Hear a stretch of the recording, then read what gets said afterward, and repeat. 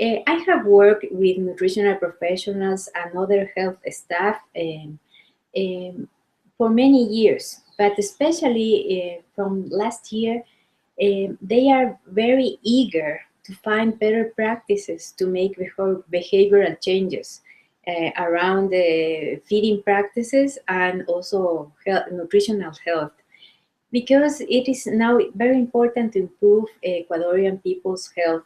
We had a very big survey, very comprehensive around nutritional issues and other health issues that are related to nutrition. And we have found terrible problems, especially in school children, adolescents, and women. So obesity is growing up very fast, and it is related to diabetes, hypertension, and other kind of chronic diseases. So we are very worried about that in our country, and we have found also that nutritional education practices are not good anymore, and not having this approach to solve problems. They are only given, or you are, as an indicator, you are saying people came, 20 people or 100 people came to the nutritional education session, but it is not just saying 100 people improve their consumption of food or fruits, for example. Fruits, incredible, because in Ecuador we have a incredible variety of food of fruits, but people is eating less fruit around the time, less fruit. So we are not improving the health and nutrition practices, and we are needing another approach which is very effective. And I think mindful eating can help people to do these changes, because we are in a global economy, and we have now Kentucky Fried Chicken, McDonald's, Burger King, and all those big food changes in our country. And people prefers to eat that. For example, they go today, that is Saturday, they go to the mall and they eat a McDonald's. Everybody used to have these McDonald's things, and they forget to eat. We have incredible snacks that are proper from the country. Like there is a small grain that is called. It's not a grain. It's a legume. It's called chocho. Chocho is a very.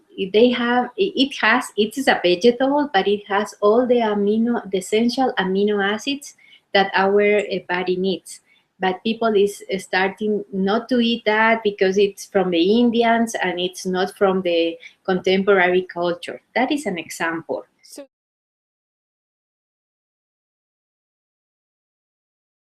They come back to work, and they work till 7 or something like that.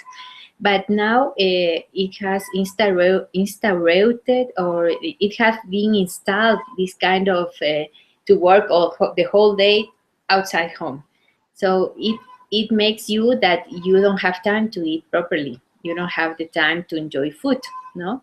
Uh, that is the society. I think that is the contemporary culture. But we can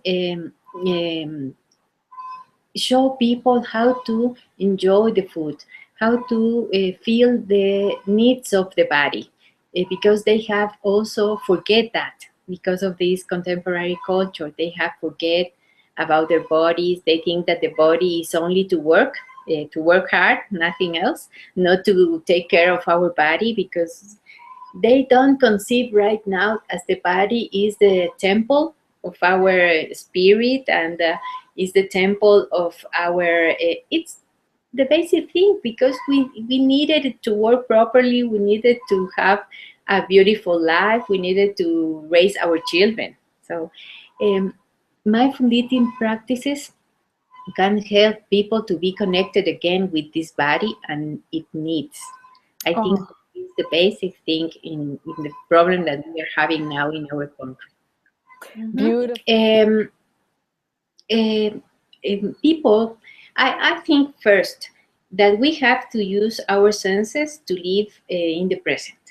That is the basic thing in mindfulness, no? Mm. But in our indigenous culture, we used to have that.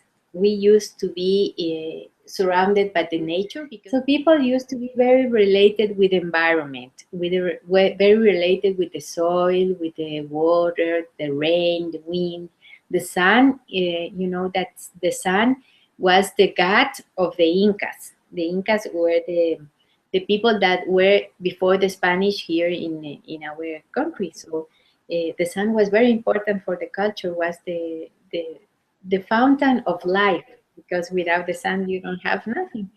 And this mindful eating approach or mindfulness approach can help people to be related again with this, and can help people to enjoy eating, because eating is the basic thing for our health.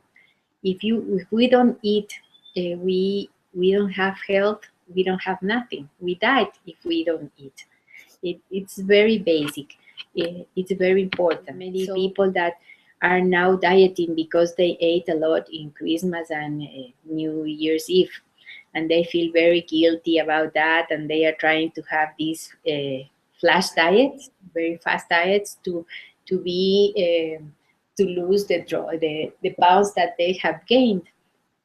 It is like crazy. So, 70 years that has a diabetes background, a history of diabetes in her family, and hypertension and everything. And he had a workshop with me, only a weekend workshop, that is the thing that I offer.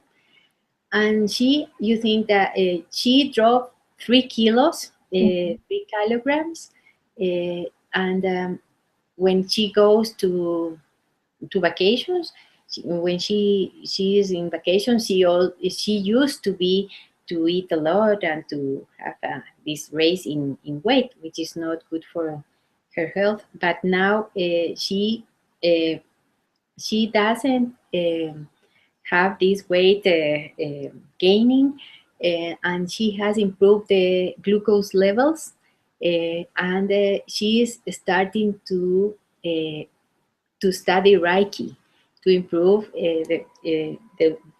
her well-being. So it is very nice to have these things that improve the health of the persons. I think mindful eating is a very personal thing. You can do it by yourself. It's not like spreading, I am dieting, I can't eat this, I can't eat that. So mindful eating is a very personal thing that you can be related with your senses. You can have these practices to um, um, have the food enough time in your mouth to enjoy it. It is very personal, and it is very sound. They have a lot of sound for the person. Mm.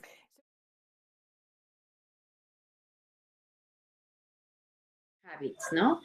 So my passion is nutritional education and behavioral change.